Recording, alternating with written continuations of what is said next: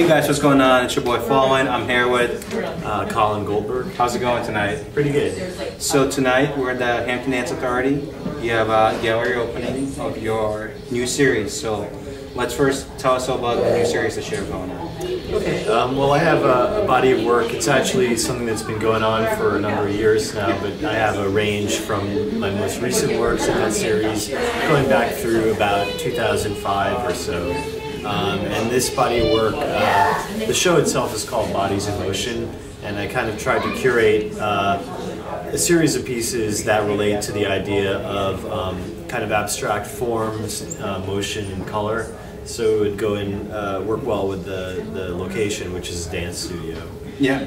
So let's go back a number of years when you, let's start with your history and art. When did the first inspiration come around, and tell us about a bit of your history. Well, I mean, I've been drawing and painting, I guess, making artwork ever since I was really young, and it was something that I guess we all do as little kids, but I just never stopped doing it. And I grew up in Southampton, which is here where the show is right now. And so from a young age, I took classes and workshops at the Parish Art Museum here in Southampton, and really, developed a strong interest in making artwork all through high school, and actually showed my work for the first time at the Parish Art Museum in 1989 when they did a student show, which they still continue to do now. And my teachers, including my high school teacher, Bob Mielenhausen, he was one of the first people that was really encouraging me to pursue, being an artist and to keep it in my life. And so I ended up selecting, studio art as a major when I went to school. And I went to SUNY Binghamton, which isn't necessarily known for its art program, but they do have a good program there. And when I was there, I was lucky enough to have studied with a guy who was a New York school artist, and he painted back in the same time period as Jackson Pollock, and actually knew Pollock. And he kind of opened my eyes to abstract art, and it took me a long time to appreciate abstract art, but that's kind of what I'm doing now. I wouldn't say it's completely abstract because there's still things in there that people see, but it's not art that's meant to represent anything that exists in reality. It's more things that might exist just only in my mind. So give us a day-by-day process of how you work in the art, meaning from a technical perspective. So generally my work is a combination of traditional and digital media. My undergraduate degree is in studio art, specifically painting. So my early training was in oil and acrylic painting. And I'd always liked computers, though, ever since I was a kid. My first machine, like I was telling you before, was a Commodore 64, and I actually had a light pen for it, which was, back in the 80s, the way that you could draw right on the screen. And the software then was very crude, looking at it now, but for then, back then, it seemed like amazing to me, and I always enjoyed computers, and somehow knew that it would be an important tool for making art in the future, and I always thought that it was something that I would keep working with. So I ended up going back to graduate school, and I got my master's degree, a Master of Fine Arts degree in computer art. So a lot of my work combines, the traditional and the digital media, and computer art, I think. It's a very broad field at this point. A lot of the people who were in the undergrad program, I went to do my graduate degree at Bowling Green State University in Ohio. So a lot of the undergraduate students who are digital art students or computer art students, their goal is to end up, at Pixar or ILM or one of these houses working on commercial animations. And for me, it was really about expanding my fine art practice and work that hangs on a wall, more traditional type stuff. So if people look across this this gallery that you have going on, can you tell us about some of your other projects that you have done before? Absolutely.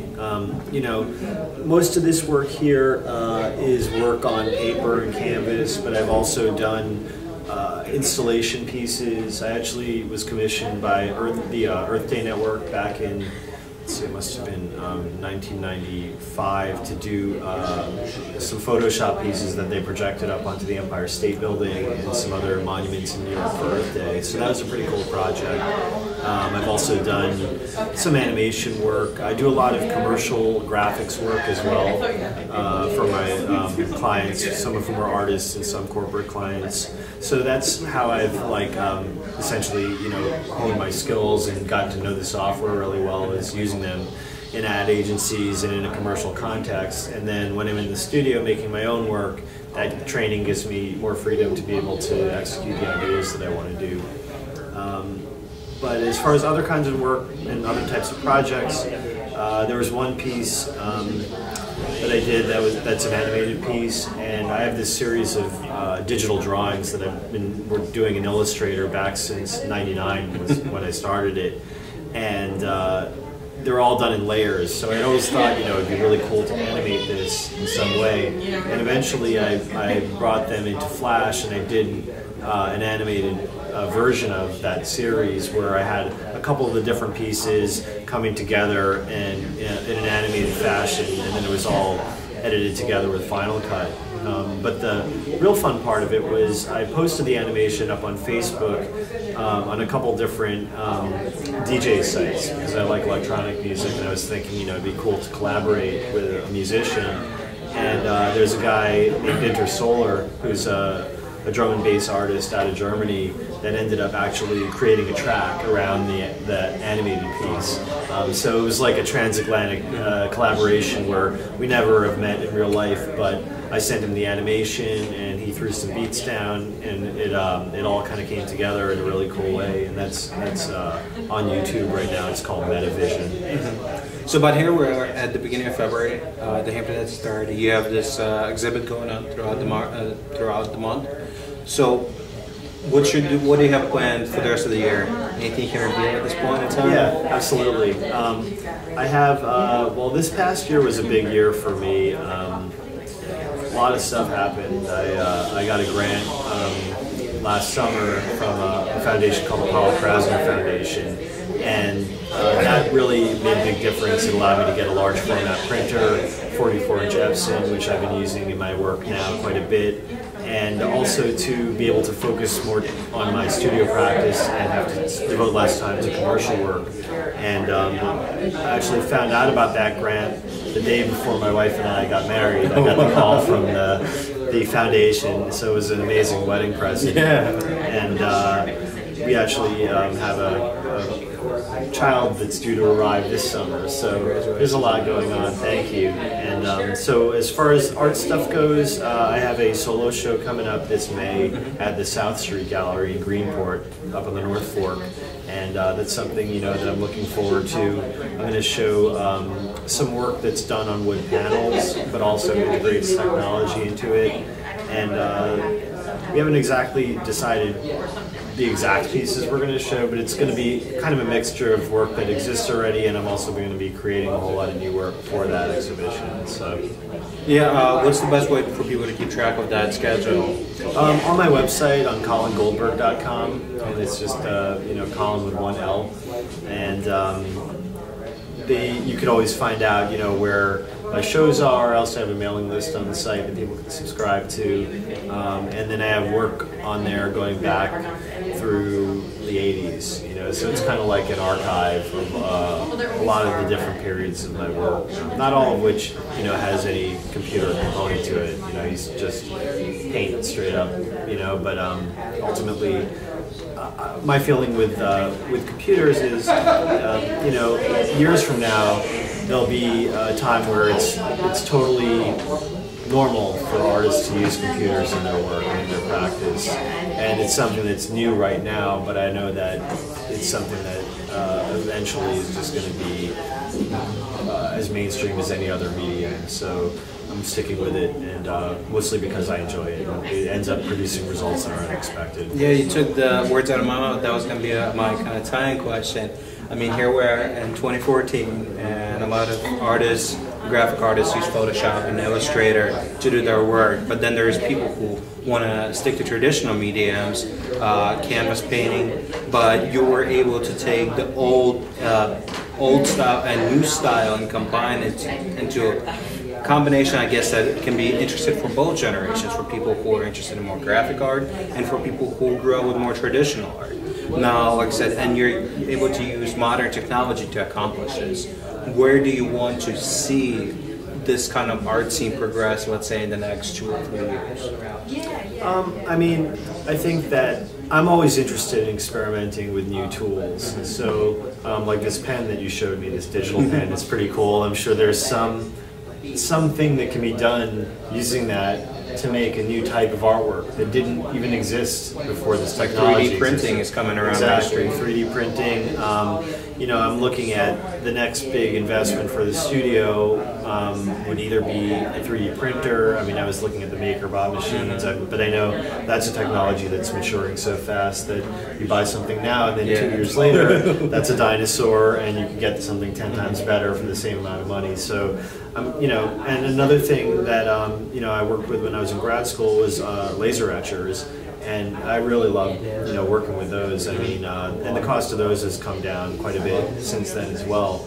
And it was something that was really more for the engineering students and the architecture students, but they let the graduate digital art students, you know, play with them. So I would go down to Home Depot and actually buy marble tiles, throw them in the laser etcher, and etch wireframe forms and things like that right into the marble. And I didn't really know what I was doing with it, but I knew that I could create, you know, a bitmap file and throw it into CorelDRAW and see what would happen. And I had to play with the settings and adjust things to get it to burn the right way, depending on the material. But you know, having access to tools like that allowed me to create work that right now I can't, because I don't own a laser etcher, and it's tough to find someone who will entrust you with using theirs when you don't know exactly what's going to happen with it.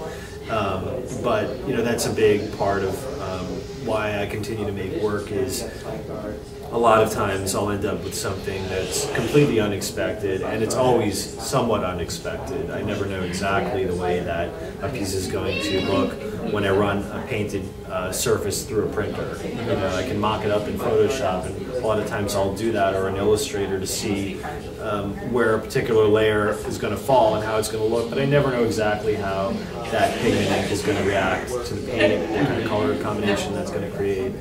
And you know, that unexpected part is, I guess, kind of like when a photographer is in a dark room, they really don't know the way that that's going to come out. Similar to that. Yeah. So do you think with as modern technology progresses, it's going to be more easier for aspiring artists to get into the field, or do you think it might create more of a cluster of art, or where do you think it's going to lead as technology progresses? Well, you know, I think now is more than ever, it's a good time to be an artist, because before the web existed, there really wasn't an easy way to show somebody your work unless you were physically bringing your portfolio to them or sending them slides in the mail. And now it's within the reach of pretty much anyone that can put a site together, or even minimally have a presence on a site like Saatchi Online or Etsy, or any of the different sites where artists can show and sell their work. So there's a lot of different, you know, possibilities as far as getting one's work out there. And things like YouTube allow you to learn techniques like oil painting without having to necessarily enroll in classes. Or, you know, there's a lot of different educational resources out there that weren't accessible to people not that long ago. So I think technology and the web ultimately allows art to be more accessible to people, which is a good thing. Now I'm going to leave you with a cliche question for people who want to get into art and art scene, either whatever you do or maybe something different.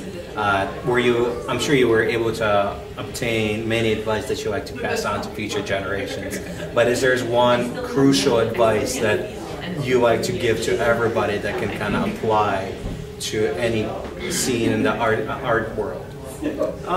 I think, you know, it's really that you have to do what it is that you enjoy.